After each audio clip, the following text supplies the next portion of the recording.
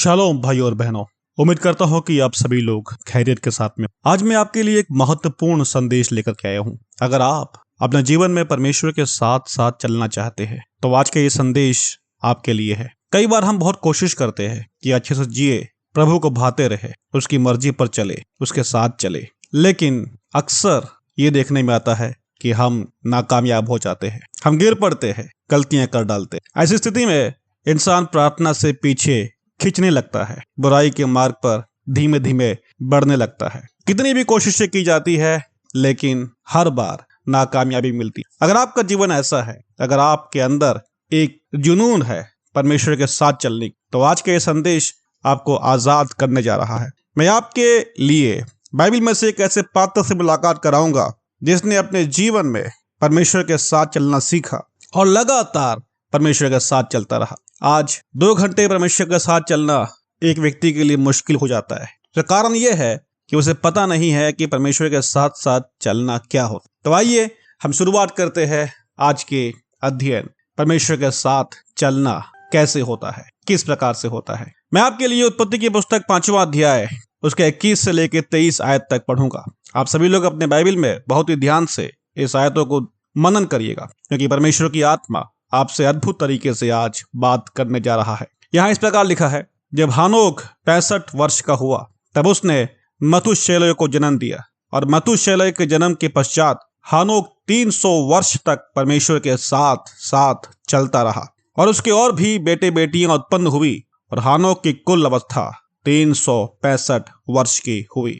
इस आयत में ध्यान दीजिए, 65 साल तक उसकी जिंदगी, हानोक की जिंदगी किस तरह से थी या किस तरह से उसने जिया, इसके बारे में बाइबल कुछ भी नहीं कहता है। लेकिन मतुशेलह के जन्म के पश्चात 300 साल तक लगातार वो परमेश्वर के साथ साथ चलता रहा। यह है वो चाबी जो हमारी जिंदगी को बदल सकता है। बाइबल में ऐसे बहुत लोग हैं जो परमेश्वर के पीछे चले, परमेश्वर के सामने चले, परमेश्वर के मार्ग में चले, परमेश्वर के लिए चले, लेकिन हानोक वो बंदा था जिसने उन सब को पीछे छोड़ दिया और परमेश्वर के साथ साथ चलता रहा। एक ऐसी जीवन जिसके कारण परमेश्वर ने उसे 300 साल के पश्चात उठा लिया, और इस प्रकार उसकी कुल आयु 365 साल की होती है। अगर आप देखें उस समय की जो एवरेज आयु था एक इंसान का 800-900 साल तक होता था,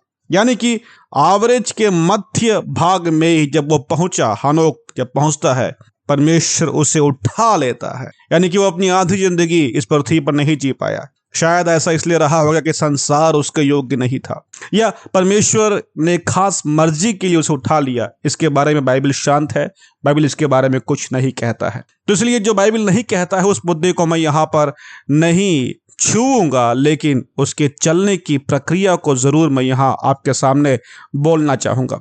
इसका संदर्भ थोड़ा हम देखते हैं। यहूदा की पत्री में अगर आप देखेंगे तो हानोक के बारे में लिखा है कि हानोक आदम से 7वीं पीढ़ी का व्यक्ति था। 7वीं पीढ़ी के व्यक्ति, यानी कि उसके पहले के लोग परमेश्वर के साथ उस हिसाब से नहीं चल पा रहे थे जैसा कि हानोक चल पा रहा था। उसका मैं आपको एक कारण देता हूं। उत्पत्ति की पुस्तक 4 अध्याय का 26वां आयत पढ़ेंगे तो वहां लिखा है, शेत के भी एक पुत्र उत्पन्न हुआ और उसने उसका नाम एनोश रखा। उसी समय से लोग यहोवा से प्रार्थना करने लगे। हिंदी में यहाँ लिखा है उसी समय से लोग यहोवा से प्रार्थना करने लगे, लेकिन इसका जो रियल जो अर्थ है, जो उसका जो मूल भाषा में जो अर्थ है, इसका मतलब प्रार्थना करने लगे नहीं है, यहोवा के नाम को गलत तरीके से वो इस्तेमाल करने लगे। और अगर आपको इसके बारे में जानना है तो मैंने इस पर एक वीडियो बनाई है, उसका लिंक मैं आपको ऊपर दे दे रहा हूं। आप उसमें क्लिक कर करके इन बातों को देख सकते हैं। इसलिए दोबारा मैं इस बात पर रिपीटेशन करना नहीं चाहूंगा। जिन्हें इस बातों को समझना है वो मेरी ऊपर वाली वीडियो को क्लिक कर करके देख सकते हैं। उसका लिंक मैं डिस्क्रिप्शन में मैं डाल दूंगा। मैं तो चलिए आगे बढ़ते हैं। यहोवा के नाम से गलत प्रार्थनाएं, मतलब लोगों ने उस समय उनके साथ में आए हुए गिरे हुए स्वर्गीय दूतों के संपर्क को बढ़ा जाना और उन दूतों को यहोवा का दर्जा देने लगे, परमेश्वर का दर्जा देने लगे। कुछ ऐसी अप्राकृतिक चीजें जो सुपरनेचुरल चीजों के दिखाई पड़ी, उन्हीं उन लोगों ने परमेश्वर का दर्जा दे दिया। यानी कि यहोवा से प्रार्थना उन लोगों ने रियलिटी में बंद कर दिया और दूसरों को, जो यहोवा नहीं थे, जो परमेश्वर नहीं थे, उनकी पूजा पाठ करने लगे, मूर्तियों की पूजा पाठ करने लगे। ऐसी स्थितियों में समाज फंसता चला गया। और हम देखते हैं कि हनोक 65 साल तक जो है किस अवस्था में, तो हम नहीं जानते, लेकिन जिंदगी में एक चमत्कार होता है। जब मतुशेलह जब पैदा होता है, अब मतुशेलह का जो नाम है वो 2 इब्रानी शब्द से मिलकर बना हुआ है, मुथ एंड शेला। जो मुथ है इसका मतलब मौत होता है, शेला का मतलब आना होता है। तो मतुशेलह के जन्म पर हानोक को एक दर्शन मिला, एक रेवलेशन मिलता है। और वो रेवलेशन अगर हम देखें यूदा की पत्री में, तो वहां पर हम देखते हैं कि वो मसीह का रेवलेशन पाता है कि मसीह आएगा, संतों के साथ में मसीह आएगा। तो हो ना हो, हानोक की जिंदगी में जो दर्शन, जो प्रकाशन जो प्रकट हुआ, वो मसीह का प्रकाशन था। मसीह का आना, मसीह मसीहा है, मसीह के द्वारा एक राज्य की स्थापना होगी, मसीह न्याय करेगा। और मतुशेलह यानी कि मौत के आने के पश्चात you will die, something is going to happen with you supernaturally. एक सुपरनैचुरल तरीके से कुछ घटेगा जहां इंसान कुछ नहीं कर सकता, सिर्फ परमेश्वर ही राजा है, वही सब कुछ कर सकता है। एक ऐसा प्रकाशन जिसने हानोक की जिंदगी को बदल दिया। और हानोक उस समय के पश्चात से लगातार परमेश्वर के साथ साथ चलने लगा।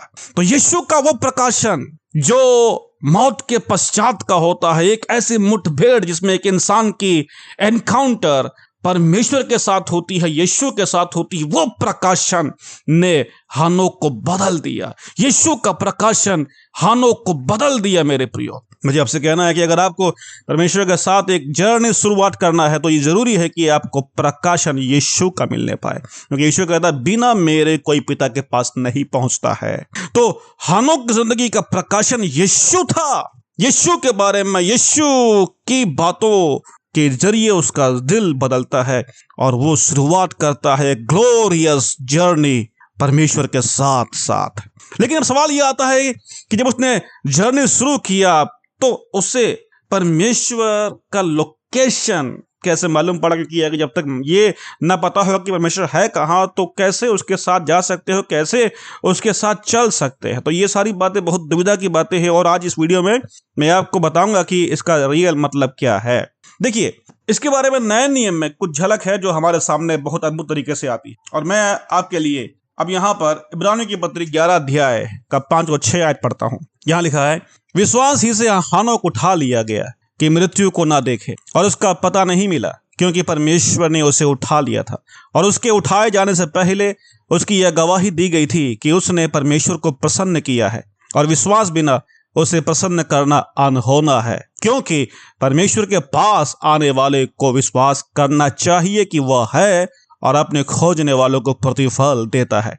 तो देखिए यहाँ पौलुस क्या कहते हैं। पौलुस यहाँ इस प्रकार से कहते हैं कि उठाए जाने से पहले उसकी यह गवाही दी गई थी। क्या गवाही दी गई थी? कि हानोक ने परमेश्वर को प्रसन्न किया। अब उत्पत्ति 5वें अध्याय में लिखा है कि हानोक परमेश्वर के साथ साथ चला, इसलिए उठा लिया गया। तो जो साथ साथ जो चला है, उस शब्द को सेप्टुजेंट यानी कि इब्रानी के ग्रीक अनुवाद में इस प्रकार लिखा है कि उसने परमेश्वर को प्रसन्न किया। और पौलुस उसी अनुवाद को लेकर यहां उतारता है कि हानोक ने परमेश्वर को प्रसन्न किया।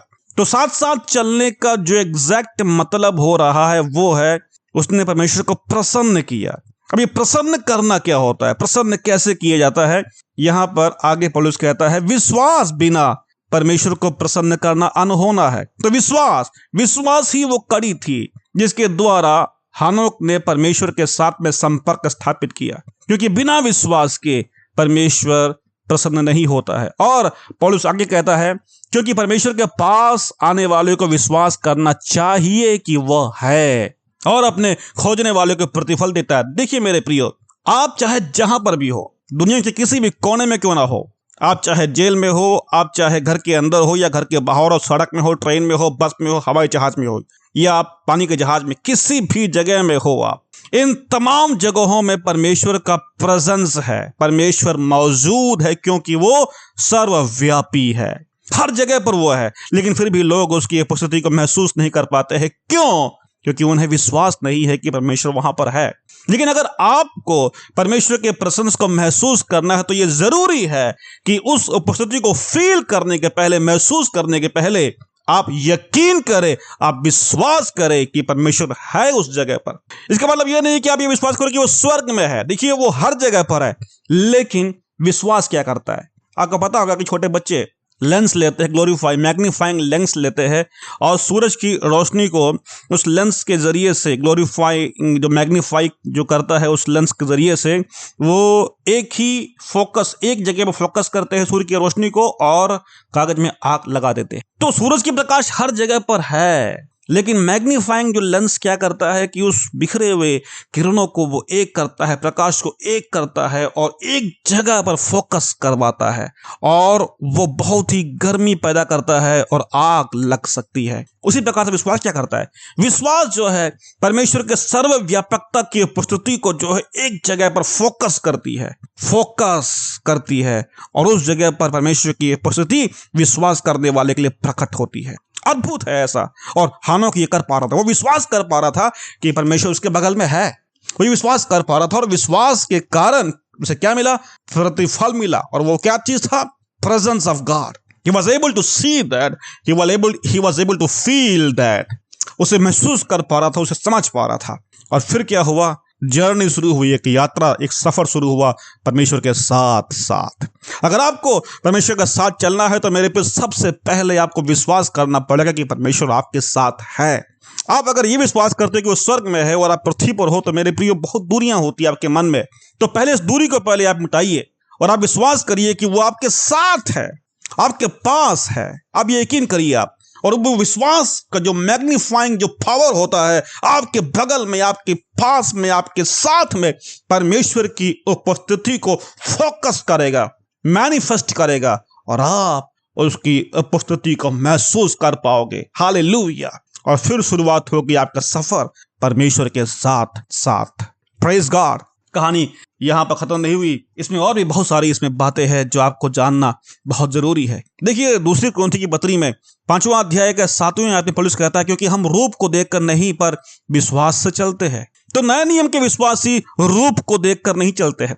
हो सकता है कि आप अपने बगल में परमेश्वर को अपनी आंखों से ना देख पाओ, अपने कानों से परमेश्वर को ना सुन पाओ, क्योंकि परमेश्वर आत्मा है। तो रूप को देखकर बहुत सारे विश्वासियों को मैं जानता हूं जो ये कहते हैं, परमेश्वर मुझे दर्शन दो, एक बार अगर आप मुझे दिख गए तो मेरी जिंदगी बदल जाएगी। प्रभु, आप मेरे सामने प्रकट हो जाओ, मैं आपकी वॉइस को, आवाज को मैं सुन लूं प्रभु, जो ऑडिएबल होता है, जो आवाज के साथ होता है प्रभु, बस एक बार ऐसा हो जाए, मैं बदल जाऊंगा प्रभु, मैं बदल जाऊंगा मैं। लेकिन जो ऐसा कहते हैं, मुझे आपसे कहना है कि रूप को देख करके हम नहीं चलते हैं, हम विश्वास से चलते हैं। मैं फिर से कह रहा हूं कि हम रूप को देख करके नहीं चलते हैं। देखिए, रूप को देख करके लोगों ने यात्रा शुरू किया था। आप देखिए इजराइल को, देखिए इजराइल को मिस्र से जब प्रभु ने उन्हें बाहर निकाला तो मिस्र में 10 प्रकार की बाधाओं को भेजा, और इजराइल के लोगों ने देखा, समुद्र को फटते हुए देखा, मन्ना गिरते हुए देखा, बादल के खंबे को देखा, आग के खंबे को देखा कि उनके साथ साथ चल रहा है।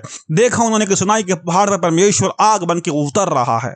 अद्भुत अद्भुत चमत्कारों को देखा, परमेश्वर की आवाज को सुना, तुरही के समान आवाज वहां पर मंडलाया। लोग डर गए, थर थर कांपने लगे, और मूर्खता से कह बैठे कि भैया परमेश्वर हमसे बात ना करे, क्योंकि हमें डर लगता है।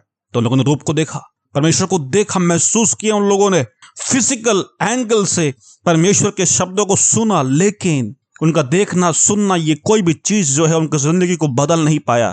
तो मेरे प्रियो, सुनना और देखना, आंखों से सुनना और देखना जो है जिंदगी को उतना नहीं बदलता है जैसा कि आप सोचते हो कि वो प्रकट हो जाए, बदल जाओगे। नहीं, ऐसा नहीं होता है। विश्वास ही वो जरिया है जो आपको बदल सकता है। आपको विश्वास करना, आपको दिखाई नहीं पड़ रहा, कोई बात नहीं है, लेकिन विश्वास जो होता है देखने की प्रक्रिया से ज्यादा गहरा होता है और अद्भुत होता है। अब यकीन करिए कि परमेश्वर आपके साथ है। आपकी फिजिकल आंखें उसे नहीं देख पा रही होगी, लेकिन आप विश्वास करिए, फेथ रखिए, ट्रस्ट करिए, भरोसा करिए उसके ऊपर कि आपके पास में है।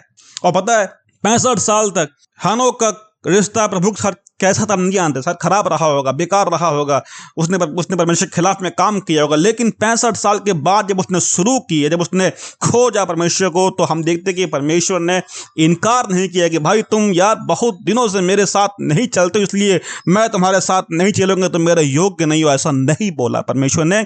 जब उसने चाहा, हानोक ने जब चाहा, जब उसने प्रकाशन पाया, उसी मोमेंट से गॉड उसके साथ हो गया। तो अगर आज आपको लगता है कि आपकी गलती के कारण, आपके पाप के कारण परमेश्वर आपसे दूर रहना चाहता है या वो आपको पसंद नहीं करता है, तो ये शैतान का झूठ है जो आपके दिमाग में गूंज रहा है। मेरे प्रियो, इसे यीशु के नाम से बाहर निकालो। वो आपसे प्रेम करता है, बेपनाह प्रेम करता है वो आपसे। एक बार आप तैयार तो हो जाओ, एक बार अपने मन को तैयार तो कर लो, प्रभु आप मेरे साथ चलिए, मैं विश्वास करता हूं कि आप मेरे साथ है। अगर आपके वो प्रार्थना, वो इच्छा दिल की गहराई से आ रहा है, तो नेक्स्ट मोमेंट परमेश्वर को आप अपने साथ पाओगे। आप वो आपसे दूर नहीं भागेगा, वो आपको डांटेगा भी नहीं, वो आपके ऊपर चिल्लाएगा नहीं, गुस्सा नहीं करेगा। क्यों? क्योंकि वो यही चाहता है कि आप उसके साथ रहें। तो छोड़िए डर को, आइए प्रेम के अंदर परमेश्वर के साथ सफर शुरुआत करिए। आप रूप को देख करके नहीं, बल्कि विश्वास के द्वारा उसके साथ आप हो और चलना शुरुआत करिए विश्वास के साथ में। देखिए मेरे प्रियो, अगर हानोक परमेश्वर के साथ साथ चला, तो इसका मतलब यहां पर यह है कि हानोक की जो गति है वो परमेश्वर की गति के बराबर हो रहा था। गति मतलब उसकी रास्ते, उसके विचार परमेश्वर के। तो ये जरूरी है कि हानोक को ये मालूम हो कि परमेश्वर सोचता क्या है, परमेश्वर जाना कहाँ चाहता है, और ऐसा है तभी वो परमेश्वर के साथ साथ चल पाएगा। और परमेश्वर के साथ साथ चलने के लिए अपनी इच्छाओं को मारना पड़ेगा, परमेश्वर की इच्छा के अनुसार ही चलना पड़ेगा।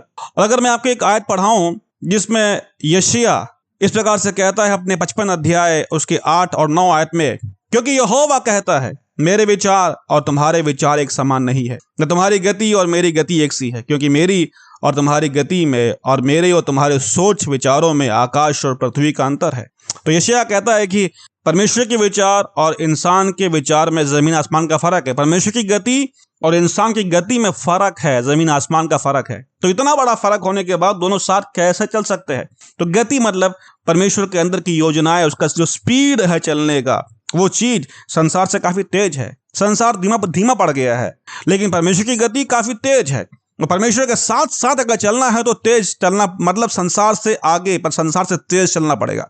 तो वो तेजी हानोक में थी। और ये तेजी कैसे आई, किस प्रकार से आई, कैसे मालूम पड़ा कि परमेश्वर कहाँ जा रहा है, किस जगह जा रहा है, किस प्रकार से वो परमेश्वर के साथ साथ चल पा रहा था? मुझे आपसे कहना है, इसके लिए बहुत जरूरी है कि एक व्यक्ति की जिंदगी में परमेश्वर की आत्मा कार्य करे। मेरे प्रियो, बिना परमेश्वर की आत्मा के, बिना प्रभु की आत्मा के हम परमेश्वर के मन को नहीं जान सकते हैं। इसीलिए पौलुस पहली कुरिन्थियों की पत्री 2 अध्याय की 11 में कहता है, मनुष्य में से कौन किसी मनुष्य की बातें जानता है? केवल मनुष्य की बातें वही जानता है जो उसकी आत्मा है। मतलब मनुष्य में से कौन किसी मनुष्य की बातें जानता है? मनुष्य की बातें केवल उसकी आत्मा जानता है। तो परमेश्वर की बातें कौन जानता है? केवल परमेश्वर की आत्मा जानता है। तो परमेश्वर की आत्मा परमेश्वर के मन को जानती है। तो ये आत्मा हमारे साथ होना बहुत जरूरी है। और ये आत्मा हानोक के साथ था और हानोक को बता रहा था, समझा रहा था कि परमेश्वर की गति कैसा है, किस प्रकार से चलना है, और हानोक परमेश्वर की आत्मा के अनुसार में जा पा रहा। आज अगर आप परमेश्वर के साथ चलना चाहते हो तो मुझे आपसे इफिसियों की पत्री 5वां अध्याय का 18वें आयत में एक बात लिखा है कि दाखरस से मतवाले ना बनो, क्योंकि इससे लुचपन होता है, परंतु आत्मा से परिपूर्ण होते जाओ।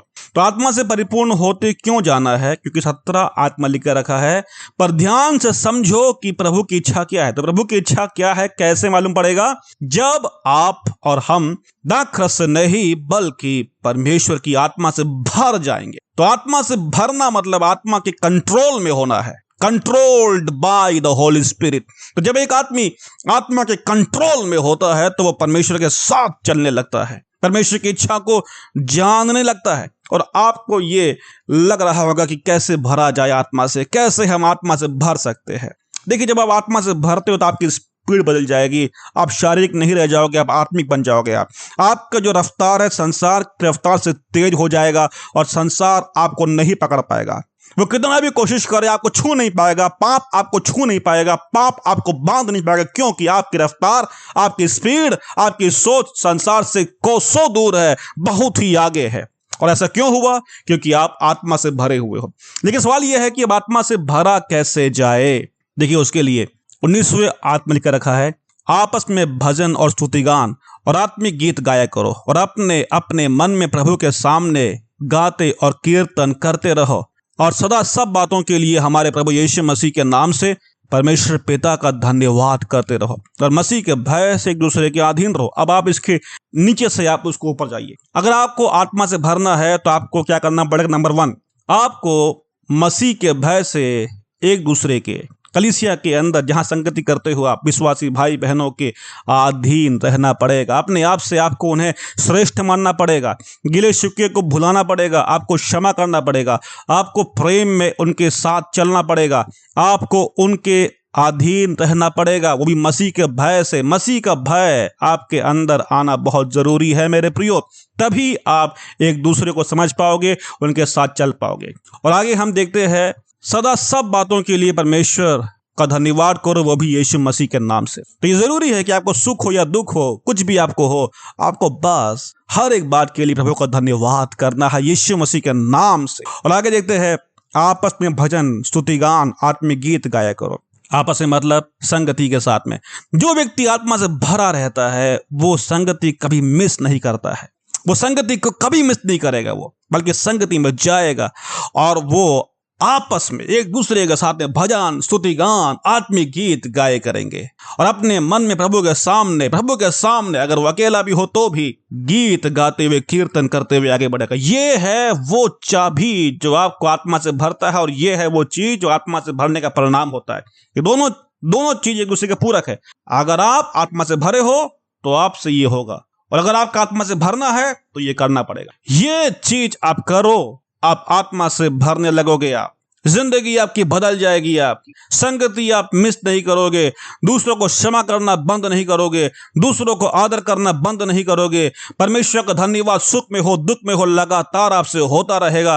आप गीत गाते रहोगे, आत्मिक गीत आप में बुलंदी के साथ में चढ़ता रहेगा और आपका सफर शुरू होगा आत्मा में परमेश्वर की इच्छा को समझ के उसके साथ साथ। हालेलुया। Very simple. लेकिन लोग इसे करते नहीं है क्योंकि वे संसार के साथ चलते होते हैं। देखिए, संसार में जो लोग रहते हैं, जो लोग शारीरिक होते हैं, वो संसार की बातों में फंसे रहते हैं। उनके लिए संसार बहुत बड़ा होता है और संसार की बातें उनको ज्यादा अच्छी लगती है, भाती है, और इसलिए वो सांसारिक रहते हैं। देखिए, एक सांसारिक व्यक्ति की, एक ऐसा व्यक्ति जो विश्वास में है लेकिन उसकी बोली को आप ध्यान दीजिए, उसकी बोली अगर सही नहीं है तो मतलब साफ है कि आत्मा से भरा हुआ नहीं है। लेकिन जो व्यक्ति आत्मा से भरा हुआ उसकी बोली को ध्यान दीजिए, उसकी बोली में परमेश्वर का प्रेम नजर आ रहा होगा। उसकी बोली जो है सांसारिकता की तरह नहीं होगी, उसकी बोली स्वर्गीय आत्मा से भरी बोली होगी, परमेश्वर को मन भावती हुई बोली होगी। तो बोल को सुनिए, आप मालूम पड़ जाएगा कि वो आत्मा से भरा है या नहीं भरा हुआ है। तो सांसारिकता एक इंसान को पकड़ती है। देखिए, हमें पकड़ के बांधने के लिए संसार और पाप हमारे पीछे है, लेकिन हमें उससे आगे दौड़ना। और पहली राजा की पुस्तक 18वां अध्याय का 45वें आयत में हम देखते हैं कि आहाब के रथ के आगे परमेश्वर यहोवा की शक्ति जब एलिया के ऊपर आती है तो आहाब के रथ के आगे आगे, यानी कि घोड़े के रफ्तार से भी तेज, एलिया के कदम हो गए। कैसे हुआ? यहोवा की शक्ति जब एलिया के ऊपर आती है तब। तो यानी कि आहाब का जो कल्चर है, जो नेचर है, जो उसकी सामर्थ्य है, एलिया के पीछे हो गया, उसे पकड़ नहीं पाया।